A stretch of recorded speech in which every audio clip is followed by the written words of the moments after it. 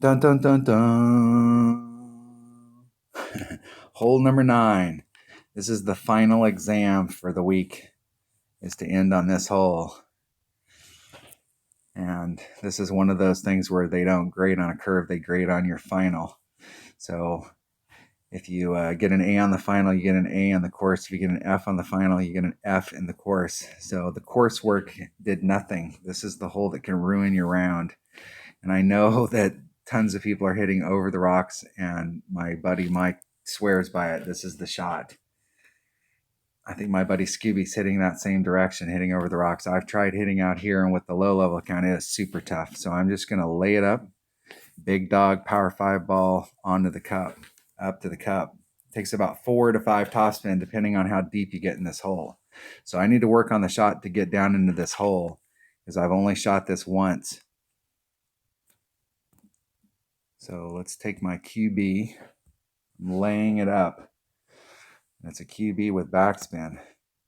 So you're definitely laying it up.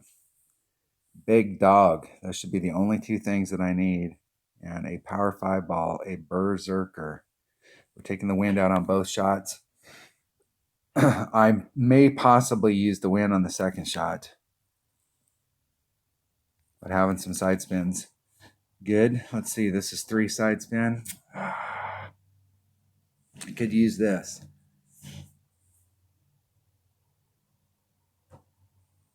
That 3 side spin will help me out on the first shot, and it could potentially help me out on the second shot if I don't end up in the right spot. So I could use all the wind.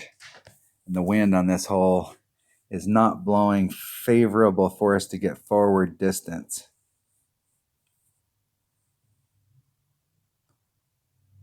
Let me think about that. That 3 side spin, though, is tempting. All right, that's all I need. That's it. The final exam for the 3rd anniversary tournament is hole number 9. So if you've got lower developed stuff, the tests are 3 and 9, and a pop quiz at 6.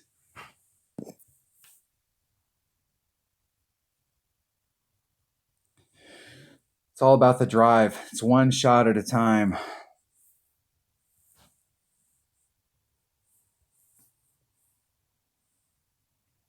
All of the side spin I can muster.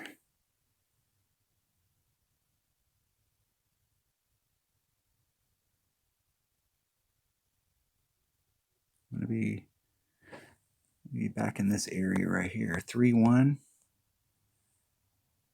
It's 3-3. I'm going to do a 10% overpull, and I want to make sure I'm away from that. Put some curl on it to bring it back to the center of that end fairway. Hitting it perfect. Let's see if that backspin was enough, because you do not want to roll off the front of this green. If you get off just a little bit further than that, it rolls downhill, and it is way downhill.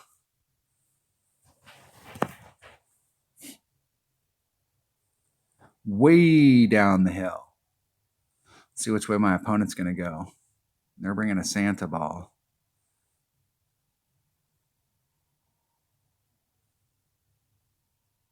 So they're bringing a low wind ball. And I can barely make it. With a power 5 ball. So they must have some shot where they're laying up, or they're not sure exactly what they're doing.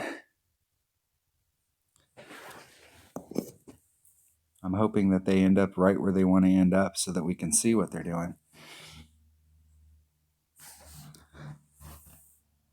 All right, power 0 ball versus power 5. So power 5 puts me over into this fairway. I got to peek at it. It's going to take about 4 to 5 topspin. I'm going to put on about 4.5. I want to go right down the middle of that. I don't want to get greedy here. It's 2.5 per ring.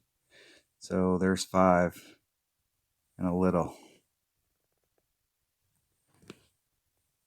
And I'm going to put a little bit of curl on it just to drift it towards the cup.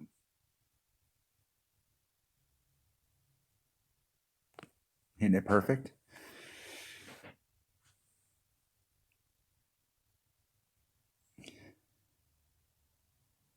Just try and get it to roll right past the cup.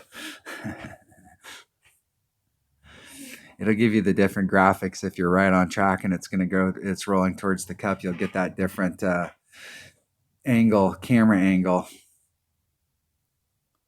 All right, so my opponent can engage down here on this. The deal is if you have an extra mile and a lower developed ball or a big dog, you can engage on that fairway, and all of the topspin isn't quite enough to get you all the way there.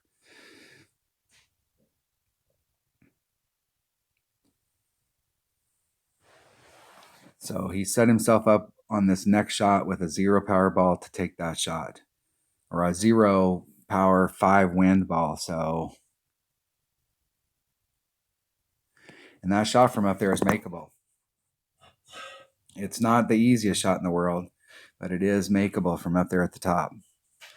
All right, so we passed our final exam. So we ended up with a -12 for the round, which is not picking up something. We want to pick something up, but the goal going in is no less than -12. And then on those other holes, trying to work it out so that you can try and pick something up. I definitely would have come at this if I was going to take this. These backspin shots are not consistent. Definitely would have tried to do the bump and run up to it. Let's see if they can get this in. Get in the hole. Nice shot. Nice shot. Well played. Excellent.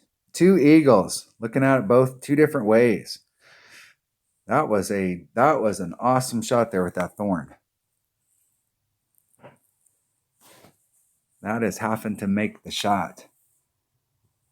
I'm going to forfeit. All right. Good luck in the tournament. That was minimum score. So not the goal. The goal is to shoot a 24. My goal going in this, I think there's, if I can pick up 2 shots on each side, there's opportunities. There's a good 6, potentially 7 holes with the rough bump on the mid par 5 where you could pick up a shot. So there's potentially 7 holes that you could pick up a shot. If you picked up just 2, 33% on each side, you're definitely going to get a banner. I mean, I just can't see somebody coming in with a 28 and not getting a banner. If you can pick up 1 per side and put yourself at 26, you're looking at a solid banner shot. It's definitely one of those types of tournaments because most people are not going to look at the -12 as the minimum. They're looking at -10 to -11. And the scores are going to reflect it. There's only going to be a few people that are up here in these ranges, 12 and better. So getting yourself up there to that minimum score of -12 is a big deal this week. All right, that was hole number 9 of the 3rd anniversary tournament. It looks like I'm going to qualify for the tournament. And now I will go play my practice account. Thanks for watching.